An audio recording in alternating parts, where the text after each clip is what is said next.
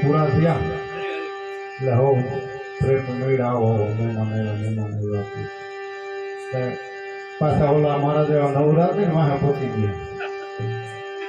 જમા કરાવી ગયું કંટાણામાં છૂટા થવાય તો આયલા કરે સવારે પડી દીધી નવી વાગે આ તો ભજન કીર્તન છે કે ભક્તની મંડળી આવી ગઈ છે જે કાંઈ વાંધો નહીં ભાઈ આમ ભગત આવ્યા છે પૈસા જમા કરાવવા છે દ્વારકા જાય છે મૂડીનો જોખમ નહીં એટલે ત્યાં અમને મળી જાય રીતે કંઈક સુવિધા આપી દે કે કાંઈ વાંધો નહીં લાવો રૂપિયા હતા એ લઈને મૂકી દીધી કોથળી ગોખલામાં ત્યાં શોકેસ ક્યાં હતા ગોખલા હતા દિવાલો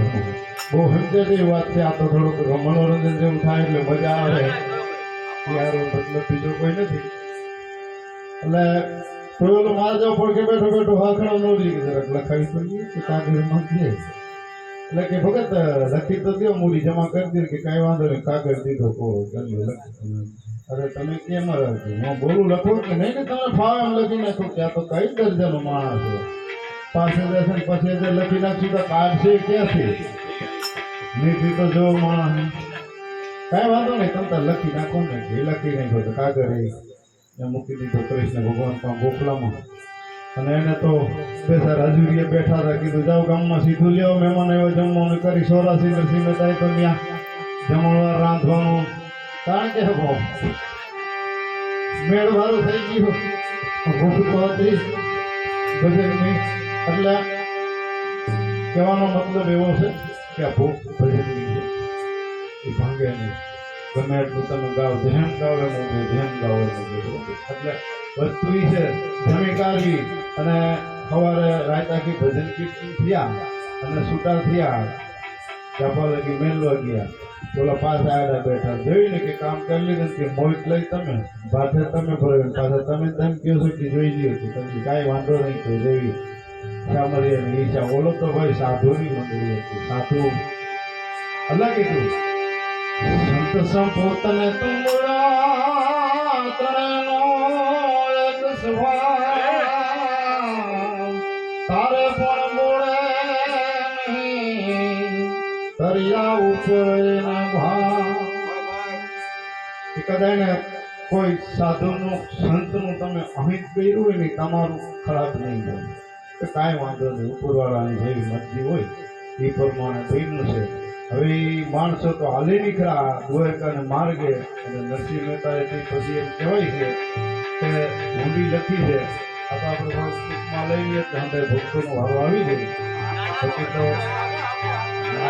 મોજ આવતી તો વાંધો નહીં પછી બહુ લાંબુ લેક્ચર મારી ઊંડી સ્વીકારો મહારાજ રે શામળા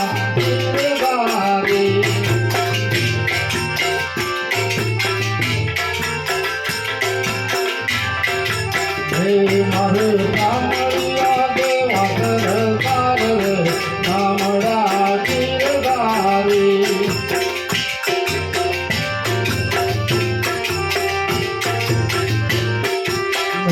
મારે રે મારો આધાર રે કામળા ગીરધારી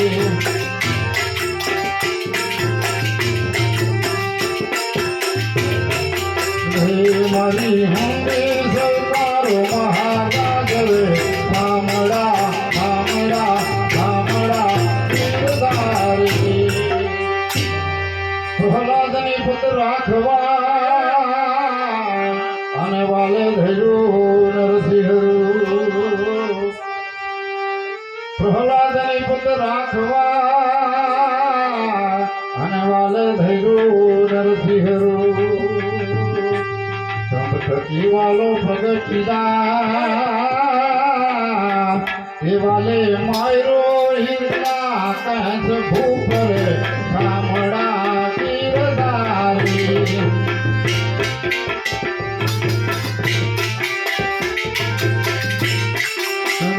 વાલે માયરો હિરના કંસ ભૂપરે શામળા ગીરધારી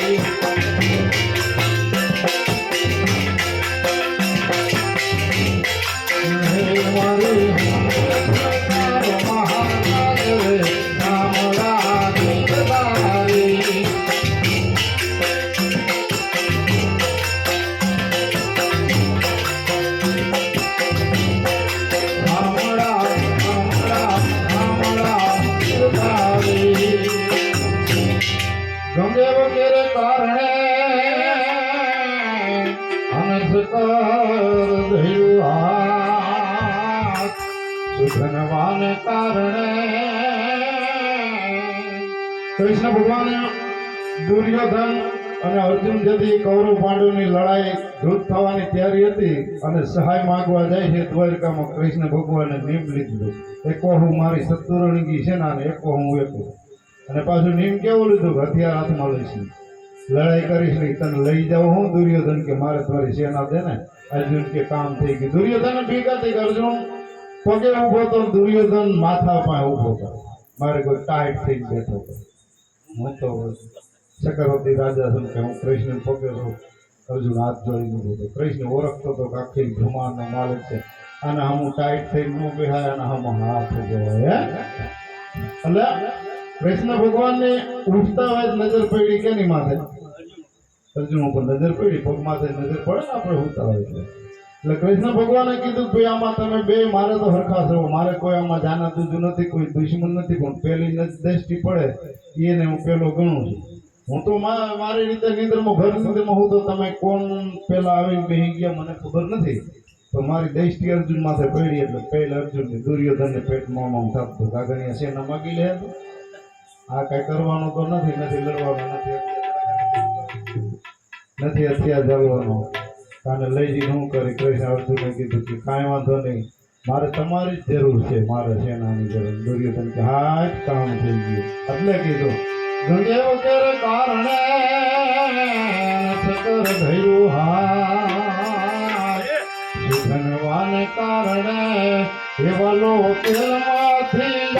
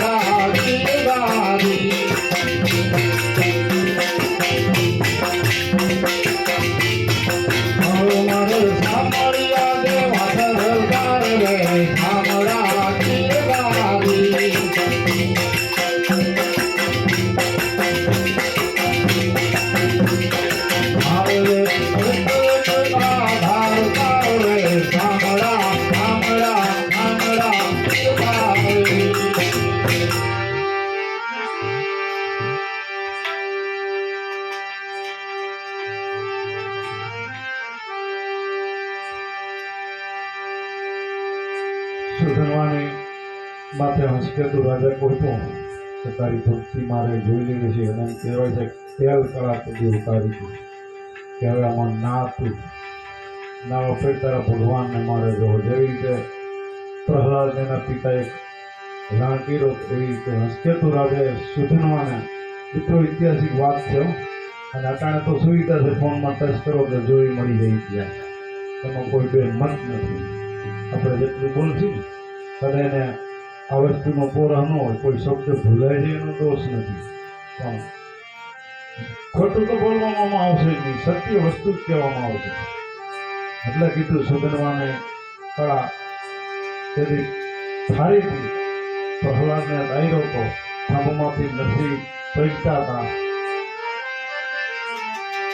જોયા ઝૂંપડી તારા સેવક